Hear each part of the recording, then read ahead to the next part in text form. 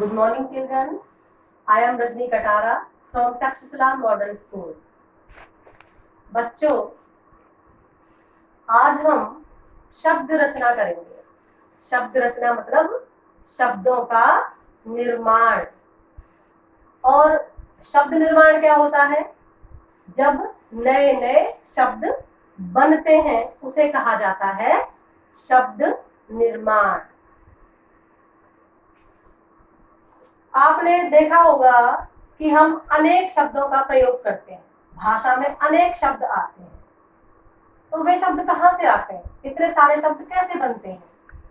उन शब्दों का बनना शब्द निर्माण कहलाता है। अब शब्दों का निर्माण कई तरह से होता है। जैसे मूल शब्द के आरंभ में अगर हम कोई शब्दांश जोड़ दें तो नया शब्द बन जाता है। मूल शब्द के अंत में हम कोई शब्दांश जोड़ दें तब भी नया शब्द बन जाता है। दो ध्वनियों के मेल से भी जो उसमें विकार उत्पन्न होता है, उसमें परिवर्तन आता है, तब भी नया शब्द बनता है। और दो शब्दों के मेल से भी नया शब्द बनता है। तो शब्द निर्माण में, शब्द रचना में आज हम करेंगे उपसर्ग और प्रत्यय। आज हम क्या पढ़ेंगे? उपसर्ग और प्रत्यय। देखो बच्चों, उपसर्ग क्या होता है? वे शब्दांश जो शब्द के, मूल शब्द के आरंभ में, शुरू में जुड़कर उसका अर्थ बदल देते हैं, नए शब्द का निर्माण कर देते हैं, उसे कहा जाता है उपसर्ग। और प्रत्यय क्या होता है? वे शब्दांश, शब्दांश मतलब शब्द का अंश, जो मूल शब्द के अंत में जुड़कर उसमें परिवर्तन ला देते हैं या उसके अर्थ को बदल देते हैं, उसे कहा जाता है प्रत्यय। तो समझ में आया उपसर्ग क्या होता है और प्रत्यय क्या होता है? उपसर्ग जो शब्द के शुरू में, आरंभ में जुड़कर नया शब्द बनाए, और प्रत्यय जो शब्द के अंत में जुड़कर नया शब्द बनाए, वह प्रत्यय, और शुरू में लगने वाला उपसर्ग। तो उपसर्ग और प्रत्यय समझ में आ गया। बच्चों, तुम्हें ये याद रखना है कि उपसर्ग, अगर उपसर्ग से बना हुआ कोई शब्द दिया है और हमें उसमें से मूल शब्द और उपसर्ग को अलग करना है, तो ये ध्यान रखना कि उपसर्ग लगने के बाद भी शब्द सार्थक हो, और अगर हम उसमें से उपसर्ग को निकाल दें तो भी शब्द सार्थक ही रहना चाहिए।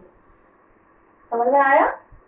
अब उपसर्ग को चार भागों में बांटा गया है: तत्सम, तद्भव, आगत, अरबी फारसी और अंग्रेजी। अब तत्सम क्या है? आप जानते हैं तत्सम क्या होता है? संस्कृत के शब्द, संस्कृत शब्द, वे उपसर्ग जो संस्कृत भाषा के हैं, इनसे नए शब्द जो बनते हैं उन्हें तत्सम उपसर्ग कहा जाता है। जैसे अति। अब अति से नए शब्द कैसे बनेंगे? अतिरिक्त, अत्यधिक और अत्यंत।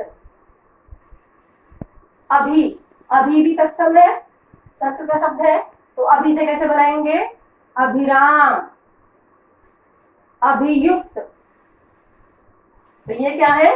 तत्सम के शब्द हैं, उपसर्ग हैं, तत्सम के उपसर्ग हैं। अब आता है तद्भव। वे शब्द जो संस्कृत से हिंदी में परिवर्तित करके लिए गए हैं, उन्हें कहा जाता है तद्भव, मतलब हिंदी के उपसर्ग। जैसे अध, बिन। तो अध क्या है? अध उपसर्ग से शब्द कैसे बनेंगे? अध पका, अध खिला। अध मतलब आधा, अध पका, अध खिला। बिन, बिन बात, बिन मांगा, बिन ब्याहा, तो ये क्या है, हिंदी के उपसर्ग। अब अरबी फारसी, आप जानते हैं अरबी फारसी, उसमें नुक्ता लगा होता है, जैसे खुश, खुश दिल, खुश मिजाज, ये उर्दू फारसी के शब्द हैं हमारे, तो ये तत्सम तद्भव नहीं है, क्या है, उर्दू फारसी के, अरबी फारसी के ये उपसर्ग हैं। इनसे शब्द क्या बनेंगे, खुश से खुश दिल, खुश मिजाज। और हम उपसर्ग से क्या शब्द बनेगा, हम सफर, हमदम, हम शक्ल। अब आते हैं अंग्रेजी के उपसर्ग। अंग्रेजी का उपसर्ग क्या है, chief, chief guest, chief minister, ये अंग्रेजी के शब्द है ना, तो ये अंग्रेजी के उपसर्ग हो गए। और हेड, हेड इंग्लिश का ही है, तो हेड से क्या बनेगा, हेड उपसर्ग से क्या शब्द बनेंगे, हेड मास्टर, हेड कांस्टेबल। समझ में आया? तो ये है उपसर्ग, तत्सम, तद्भव, अरबी फारसी और अंग्रेजी।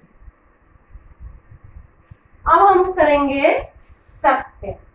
प्रत्यय क्या है, बताया था ना अभी, मूल शब्द के अंत में लगकर जो शब्द का अर्थ बदल देते हैं वे शब्दांश प्रत्यय कहलाते हैं। प्रत्यय के दो भेद हैं, कृत प्रत्यय और तद्धित प्रत्यय। कृत जो क्रिया के अंत में लगकर उसका अर्थ बदल दें उसे कहा जाता है कृत प्रत्यय। और तद्धित प्रत्यय जो संज्ञा, विशेषण और अव्यय में लगकर प्रत्यय बनते हैं वे होते हैं तद्धित प्रत्यय। जैसे कृत में क्या होगा, अक, अक, अक प्रत्यय, तो अक से क्या बनेगा, प्रत्यय से क्या बनेगा, प्रत्यय से गायक, पाठक, लेखक। उक प्रत्यय, उक, उक से क्या बन जाएगा, भावुक, भिक्षुक। उसके बाद तद्धित प्रत्यय, तद्धित प्रत्यय क्या है, त्व, जैसे देवत्व।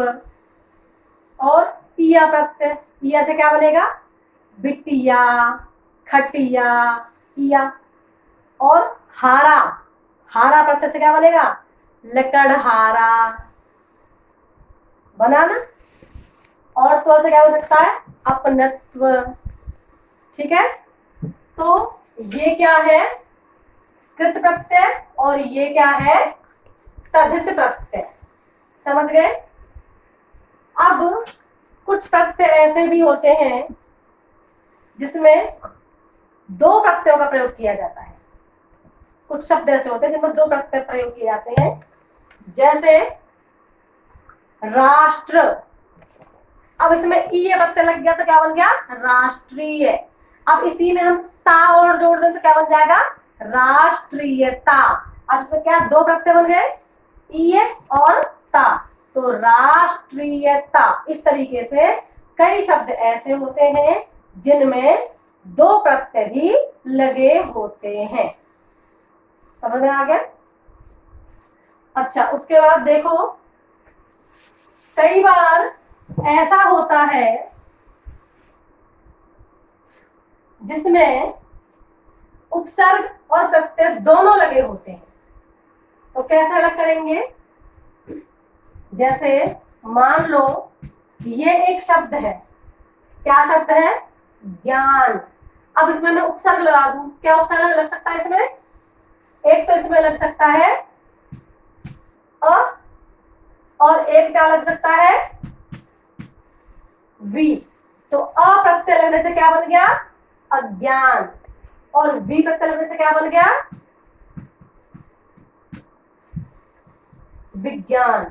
तो अ और वी, ये हमने उपसर्ग जोड़ा तो ज्ञान से अज्ञान और विज्ञान बन गया।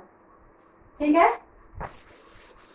अब अगर हम, ये शब्द है मान लो ज्ञान, इसमें हम अ उपसर्ग जोड़ दें तो बन गया अज्ञान। और इसी में अगर हम ता प्रत्यय जोड़ दें तो क्या बन जाएगा, अज्ञानता।